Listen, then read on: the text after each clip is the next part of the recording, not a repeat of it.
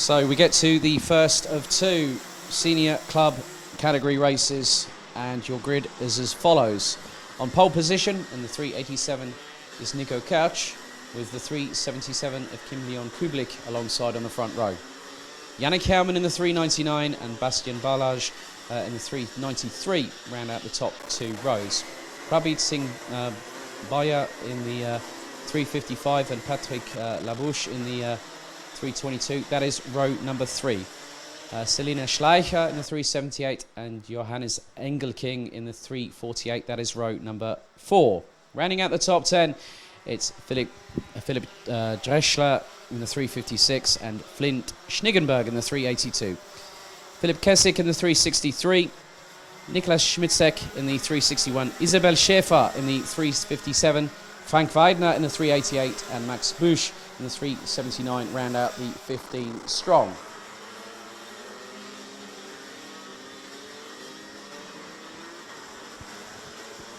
So we have now effectively reached the middle point of the morning's action, with it set to carry on for another 4 races after this. So we'll have the senior national race, DD2 and DD2 Masters will be running together, and then for their first race, and then we'll have the conclusion of the season for micro and mini, and we will have Max Reis with me providing some insight from his perspective, having raced in the categories over the past few seasons.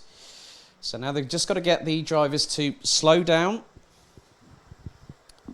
a little bit. So it is Ketch, Kublik, Hermann, Balaj, Bauer, Labouche, Schleicher, Engelking, Dreschler and Schniggenberg. That is the top 10.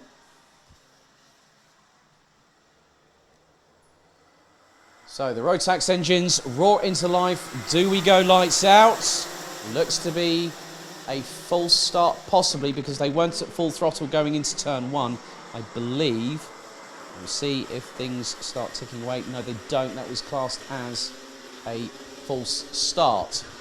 So 14 minutes plus an additional lap for the first of 2 races for the senior club division.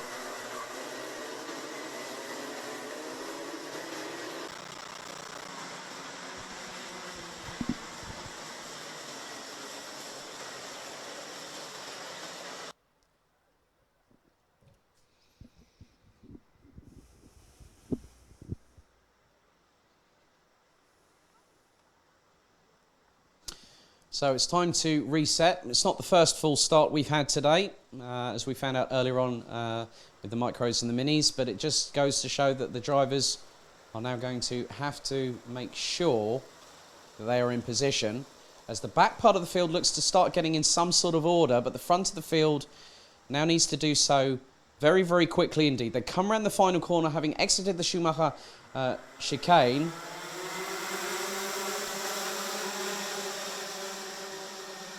So the timer, I think, might have just started ticking away. That is the case. So they've let them have one full start, and there has been absolute mayhem in the middle. Several karts involved. One of them the 379 of Max Busch, the 378 of Selina Schleicher, who drops way down the order. So some drivers have made it through and got through the madness around them. So again, this track is still evolving. It's still going to be greasy in some points, as the first few karts come into my line of sight as they head towards the left-hander that puts them on the approach into the Schumacher chicane. And at the moment, I think that's Nico Kerch that is leading the race at the moment, as there's one driver not having a good run at all, and that is the 355, I think. That is Prabit Singh Baiwa, that went wide going into the Schumacher chicane.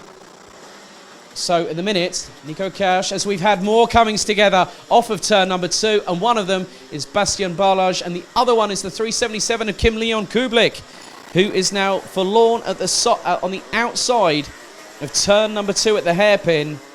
So again, the race takes another dynamic twist. So yellow flags will be exercised at turn 2, so no overtaking will be allowed as Isabel Schäfer makes her way through the sweeping lefts and rights here at Kerpen. So 387 Nico Couch continues to lead. Now, I've just seen something quite odd there. Now, who's running in second position at the moment? There was something that rolled off from the back of the cart, and that's the 399 of Yannick Herrmann. So, I don't know whether it was something maybe might have been caught underneath the rear axle. So, Couch leads. Yannick Herrmann in second. Flint Schniggenberg up into P3 now. Philipp Kessig fourth. Philipp Dreschler in fifth ahead of Patrick Labouche.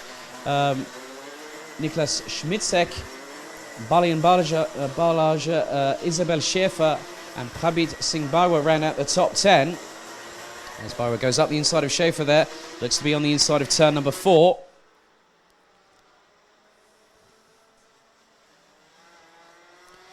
So Couch leading as the battle for seconds now definitely raging on as Schniggenberg right on the back bumper of Herrmann going through the Schumacher chicane.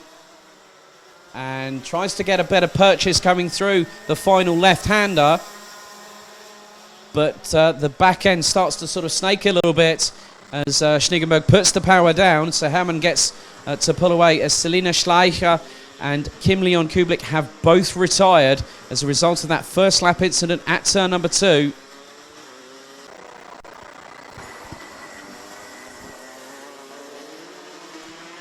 So the fastest lap of the race so far is actually, well, the pace has been quite clearly set by the leader, Nico Couch.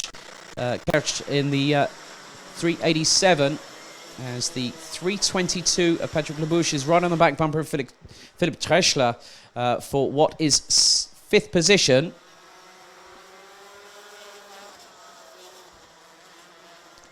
I'm just keeping an eye on what's happening. Now, Couch has lost that lead. That lead has absolutely been decimated. So has Couch had a moment. And the lead was 2 seconds. It went down to a 10th. And Couch now being forced wide a little bit by Herrmann as Schniggenberg definitely looking to capitalise. Has the ringside seat in 3rd place. And it is nearly 3 abreast coming out of the exit of turn number 4 into turns 5 and 6. So Couch still, I think, was leading at that last point, but it's just dependent on how quickly Herrmann and Schniggenberg will pounce. So Schniggenberg still in P3, Couch still leading, and has started to regain some of that momentum in his favour. So Nico Couch still leads, Yannick Herrmann in second, Flint Schniggenberg in 3rd place.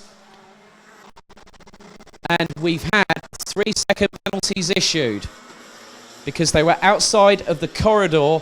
They were outside the tram lines on the start. The 356, Philipp Dreschler is the first one to be penalised. Niklas Schmitzek also penalised 3 seconds. 357 of Isabel Schäfer also gets a 3-second penalty. And then we've also got 379 of Max Busch. So all those drivers, because it was a start line infraction, you go outside of the tram lines, you get a 3-second penalty straight away. So it will be looked at from race control. So every single one of those 4 drivers will get a 3-second addition to their race time. So that will drop them down the order. Well, that will drop them down the order. So they'll get a 3-second penalty. The lead could be changing here. Schniggenberg's really been forcing the issue. Went up the inside of Nico Couch, who's tried to go back on the switchback offensive, but Schniggenberg keeps it planted on the outside of turn number 2 to take the lead. So nice work by Flint Schniggenberg, who now takes the lead of the race from Nico Couch. Yannick Herrmann still rounds out the top 3 with Kessig, Labouche, Drexler, Bauer, Balage, Schmitzek, Schäfer, Busch, Waldner and Engelking rounding out the top 13th, still running. Between turns 4 and 5, but that's been quickly retracted. So Nico Couch gets the head down, tries to pull away from Schniggenberg. Well, Schniggenberg leading and pulls away from Nico Couch to the tune of just over half a second. I've just had a quick look at Max Busch's left side ball. It's a bit up in the air, not tracking true as it should be. So it looks like there has been a little bit of damage sustained. So looks like it was Isabel Schaefer that had a little bit of a moment between turns 4 and 5. So Isabel now drops into P11. So quite a few dramatic with the likes of Kublik and Schleicher being eliminated on the first lap alone, having only made it as far as turn 2. But Kaust is now keeping up with Schniggenberg and nearly went going up the inside of the 382 into turn number 2. Had a good run of momentum, did Kaust, but then Schniggenberg, I think, just had the advantage going into turn 2. It's definitely, there's been another change there. Schniggenberg no longer in the lead. It looks like Kaust has just made it through and has done so, but whilst they're battling, Anna Kaumann is still in the side seat in third place. So 6 minutes and 18 seconds, additional lap. Schniggenberg now trying to fight back against Kaust as they go through the left-hander, which heads them into the Schumacher chicane. Ran towards the final left-hander as Hermann looks up the inside of Kaust. Of Schniggenberg there for second position, but loses a bit of traction, putting the power down. But then third, fourth, fifth, sixth, and seventh. It's definitely a battle royale. It's a four-way scrap. Philip Kessick leading that with Patrick Labouche in P5, Bastien Barlager in 6th, ahead of Prabhat Singh Bawa in 7th position. And they separated by just over half a second as the 356. That is of Philipp Dreschler, who now retires. So there's been an issue with the kart, and that's put the 356's race to an abrupt end.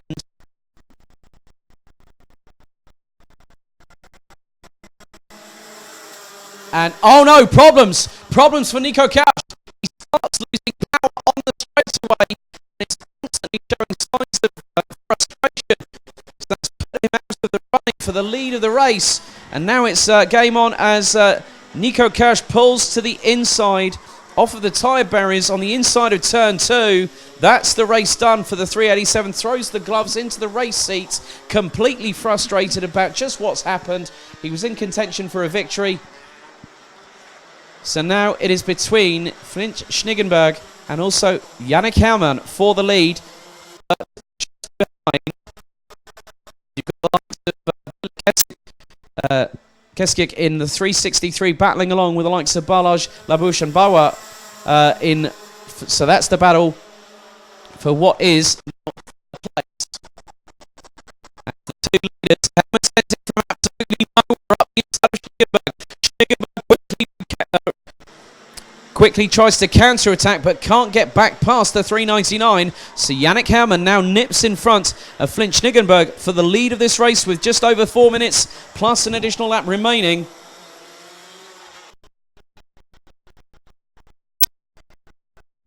So is absolutely livid at the moment. I really feel for Nico at the moment because Nico was running in for the lead.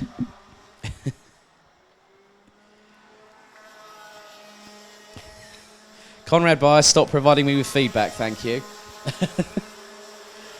So at the minute, it's still getting very feisty out there between several of the competitors, especially with 2 three-way scraps. And there is a good one between Prabhat Singh Bawa and Philip Kessick at P5.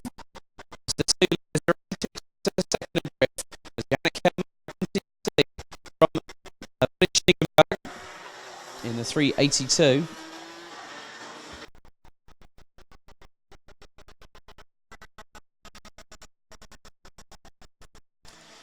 And whilst they have been, we've now got that, it is obviously the 4th out of 15 confirmed drivers that have retired. So Nico Kaust's vehicle will be recovered post-race as Schniggenberg goes up the inside, I think, of Yannick Hellman. Might have made the move going through turn 1. Just out of my line of sight on the right-hand side of the commentary position. And they were just they were 10 thousandths of a second adrift. It was like literally line astern, side by side. So Hellman was trying to get past Schniggenberg. Now has the lead.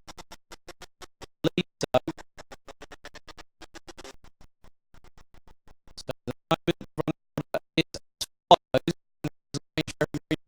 two leaders going into the Schumacher chicanes. So Yannick Hermann still leads from Flint Schniggenberg. So it was Hermann going up the inside of Schniggenberg. Schniggenberg now back on the counter-offensive. The pair again go side by side across the line with 2 minutes remaining, plus an additional lap. With 0.010. Second last time around. This time 0.040. With Schniggenberg having to slot back into position behind Hermann. We've just over 1 minute and 40 seconds to go on the clock. And at the minute, the running order is as follows. So we've got Yannick respectively. Bastien Barlage in the 393 in third place. Patrick Labouche in fourth. Philip Keskik in fifth. Prabhat Singh Bawa in sixth place ahead of Max Busch, Niklas Schmitzek, Isabel Schäfer, Frank Weidner and Johannes Engelking rounding out the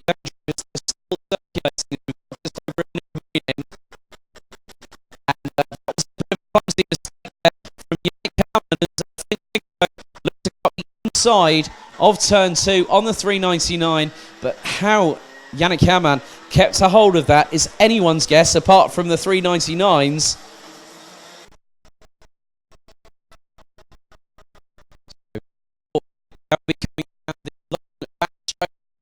There is a bit of a gap, about 2 kart lengths between Hermann and Schniggenberg, with Schniggenberg looking a little bit more controlled and composed through the left that leads into the Schumacher chicane. But it is still, with 26 seconds to go, Yannick Hermann crosses line. This is now the penultimate lap.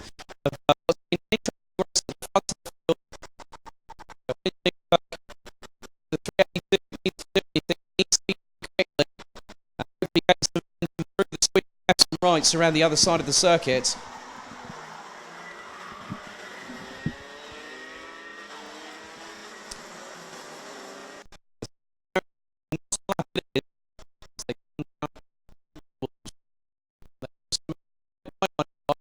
The right-hand side of the commentary position. So Hermann leads as Schniggenberg has it absolutely pinned through that left-hander. So trying to keep pace with Yannick Hermann as they go around the final corner for the penultimate time. Last lap board is out.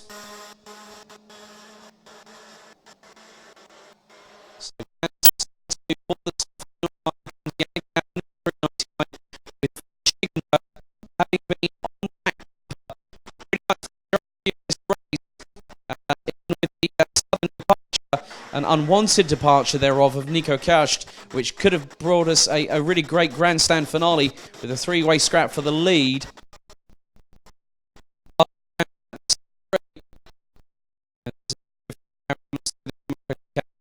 To start her final lap of the race. As it's very, very close indeed, but with a jump on the seat, Yannick Hermann takes the win. And great sportsmanship there between Yannick Hermann, who wins that race by just 0.217 seconds.